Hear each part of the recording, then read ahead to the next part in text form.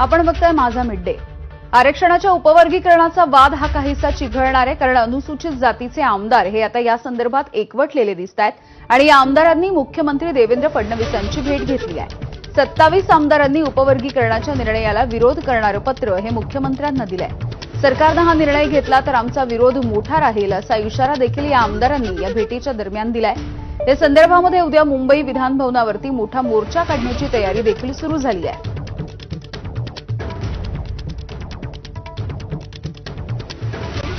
राजू सोनावणे आमचे प्रतिनिधी या संदर्भात अधिकची माहिती देत आहेत। राजू, यामिनी आपण पाहतोय आरक्षणातील उपवर्गीकरणाचा वाद जो आहे तो चिघळताना आपल्याला पाहायला मिळतोय। खरं तर आपण पाहतोय की याला विरोध करण्यासाठी आज मुख्यमंत्र्यांची भेट जी आहे ती अनुसूचित जातीच्या अनेक आमदारांनी घेतलेली पाहायला मिळते आणि जवळपास 27 आमदार आहे ज्यांनी सह्या करून या निर्णयाला जो आहे तो विरोध दर्शवलेला आपल्याला पाहायला मिळतोय। त्यामुळे उद्या सुद्धा मुंबईमध्ये मोठा मोर्चा जो आहे तो काढण्यात आलेला आहे आणि या मोर्चाचं नेतृत्व आनंदराज आंबेडकर असतील, भीमराव आंबेडकर असतील, त्यासोबत हे सगळे आमदार जे आहेत ते उपस्थित असणार आहेत आणि या सगळ्या आमदारांनी विरोध दर्शवलेला आहे।